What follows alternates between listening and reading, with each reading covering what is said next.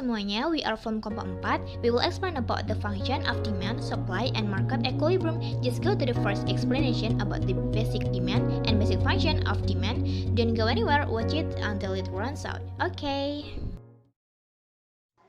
Assalamualaikum warahmatullahi wabarakatuh. Perkenalkan, nama saya Iman Prodani, NIM 0501192055. Di sini saya sebagai pemateri pertama yang akan menjelaskan mengenai dasar permintaan dan juga fungsi permintaan dasar. Jadi pertama kita perlu tahu apa sih dasar permintaan dalam konteks ekonomi manajerial itu. Pada dasarnya, permintaan demand dalam ekonomi manajerial dapat didefinisikan sebagai kuantitas barang atau jasa yang rela dan mampu dibeli oleh konsumen selama waktu periode tertentu. Berdasarkan kondisi-kondisi tertentu, permintaan suatu barang atau jasa pada dasarnya dipengaruhi oleh beberapa faktor, antara lain harga dari barang atau jasa itu, pendapatan, yang kedua pendapatan konsumen, yang ketiga harga dari barang-barang atau jasa yang berkaitan, yang keempat ekspektasi konsumen akan harga barang atau jasa, tingkat pendapatan dan ketersediaan dari barang atau jasa itu di masa mendatang. Yang kelima, selera konsumen diukur dalam indeks skala ordinal 1:5 atau 1:10. Skala ordinal antara sangat tidak suka sampai dengan sangat suka. Banyaknya konsumen potensi. Yang ketujuh, pengeluaran iklan. 8, atribut atau features dari produk itu. Yang kelima, faktor-faktor spesifik lainnya yang berkaitan dengan permintaan terhadap produk X. Nah, teman-teman, udah tahu kan apa itu dasar permintaan ekonomi manajerial? Kita lanjut fungsi permintaan dasar dalam ekonomi manajerial. Jadi, konsep dasar dari fungsi permintaan untuk suatu barang atau jasa dapat dinyatakan dalam bentuk hubungan antara kuantitas yang diminta dan sekumpulan variabel spesifik yang mempengaruhi permintaan dari barang atau jasa itu. Dalam bentuk model matematik, konsep permintaan untuk suatu barang atau jasa dinotaksikan sebagai berikut.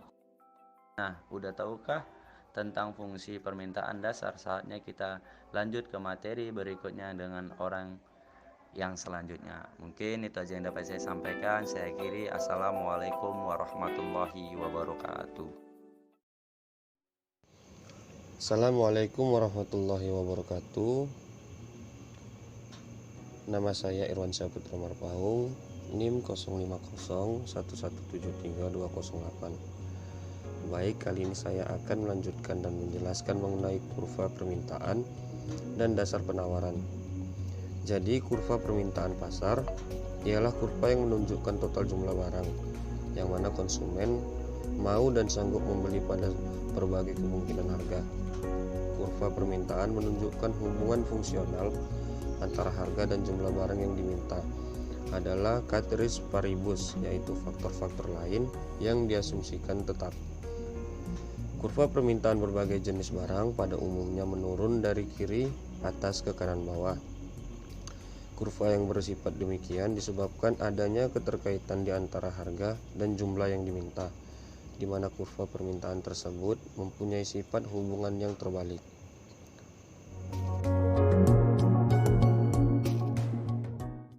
Jadi, perubahan jumlah barang yang diminta ialah perubahan harga yang mempengaruhi perubahan barang yang diminta. Perubahan bisa terjadi karena variabel-variabel lainnya, misalnya pendapatan penduduk atau perubahan harga dari barang yang lainnya. Perubahan ini mengakibatkan pergeseran kurva ke arah kanan atau kiri. Pengaruh harga barang lain terhadap jumlah permintaan suatu barang mencakup berbagai jenis, diantaranya barang substitusi ialah ketika naik turunnya harga barang lain mengakibatkan naik turunnya jumlah permintaan suatu barang. barang komplementer ialah ketika naik turunnya harga barang lainnya mengakibatkan turun naiknya jumlah permintaan suatu barang. Pengaruh iklan terhadap jumlah permintaan barang ialah tingkat kegencaran iklan yang akan mempengaruhi jumlah barang yang diminta. Pengaruh jumlah penduduk ialah jumlah penduduk bertambah, permintaan barang juga bisa bertambah.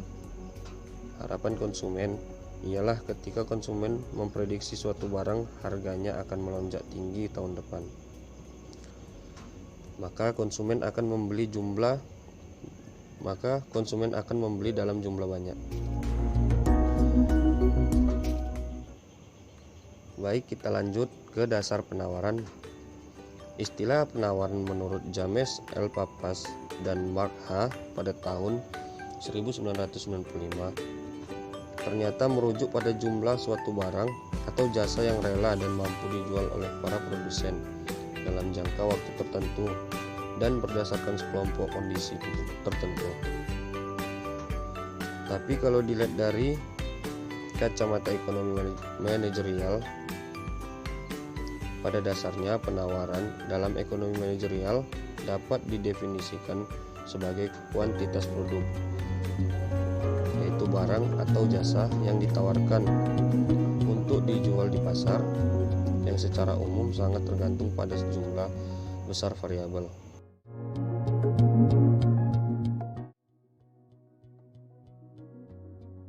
Assalamualaikum, perkenalkan nama saya Anggi Aditya Ningsi, NIM 0501192094. Di sini saya sebagai pemateri ketiga yang akan menjelaskan materi mengenai fungsi dasar penawaran, kurva penawaran, dan juga equilibrium pasar.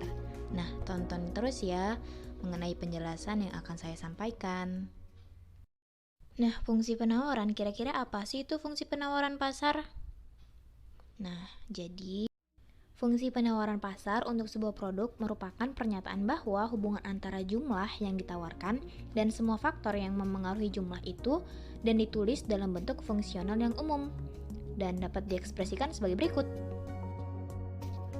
Jadi jumlah produk X yang ditawarkan sama dengan Q F dikali harga X, harga barang yang berkaitan, kondisi teknologi saat ini, harga masukan, cuaca, dan sebagainya. Nah, seperti pada fungsi permintaan, fungsi penawaran harus dibuat eksplisit untuk dapat berguna dalam pengambilan keputusan manajerial. Nah, untuk konsep dasar fungsi dari penawaran sendiri untuk suatu produksi dapat dinyatakan dalam bentuk hubungan antar kuantitas yang ditawarkan atau kuantitas penawaran dalam kumpulan variabel spesifik yang mempengaruhi penawaran dari produk X itu. Oke, jadi itu dia penjelasan mengenai fungsi dasar penawaran. Nah, sekarang kita masuk ke kurva penawaran. Jadi kira-kira apa sih kurva penawaran dalam ekonomi manajerial? Nah, jadi kurva penawaran adalah bagian dari fungsi penawaran yang mengekspresikan hubungan antara harga yang dikenakan untuk sebuah produk dengan jumlah yang ditawarkan, dengan mempertahankan pengaruh semua variabel lainnya tetap konstan. Kurva penawaran ini selalu naik. Jadi karena ketika semua hal lain dianggap tidak berubah, harga yang lebih tinggi berarti lebih banyak barang yang ditawarkan. Nah, kurva penawaran menunjukkan jumlah dari barang yang akan diproduksi pada harga alternatif. Jadi kurva penawaran ini digambarkan miring ke atas atau selalu naik. Nah, ada juga faktor-faktor yang mempengaruhi pergeseran penawaran, diantaranya ialah jadi yang pertama ada harga-harga input, yang kedua teknologi atau peraturan pemerintah, yang ketiga jumlah perusahaan yang ada di pasar, yang keempat adanya barang substitusi, yang keenam adanya pajak seperti bea cukai dan lain-lain, dan yang terakhir yaitu harapan dari produsen itu sendiri. Nah, jadi itulah gambaran dari penjelasan mengenai fungsi dasar penawaran dan juga kurva penawaran. Kita lanjut ke pembahasan yang berikutnya yaitu equilibrium pasar. Jadi di sini saya akan menjelaskan apa itu sih keseimbangan pasar. Jadi keseimbangan pasar atau market equilibrium dapat didefinisikan sebagai suatu situasi di mana pada tingkat harga yang terbentuk itu, konsumen dapat membeli semua produk yang diinginkannya dan produsen dapat menjual semua produk yang diinginkannya juga. Jadi keseimbangan ekonomi ini keadaan dunia di mana kekuatan ekonomi yang seimbang dan tidak adanya pengaruh eksternal atau keseimbangan nilai dari variabel ekonomi tidak akan berubah. Terus kalau dilihat dari ekonomi manajerialnya gimana? Jadi dalam konsep ekonomi manajerial disebutkan bahwa pada setiap harga yang berada di atas harga keseimbangan ini akan menciptakan penawaran berlebih, dan dalam perjalanan waktu kondisi kelebihan atau surplus kemudian ini akan menekan harga ke bawah untuk menuju ke harga keseimbangan. Nah, sebaliknya pada setiap harga yang berada di bawah harga keseimbangan akan menciptakan permintaan yang berlebih, dan dalam perjalanan waktu kondisi kekurangan atau shortage condition ini akan mendorong harga ke atas untuk menuju harga keseimbangan.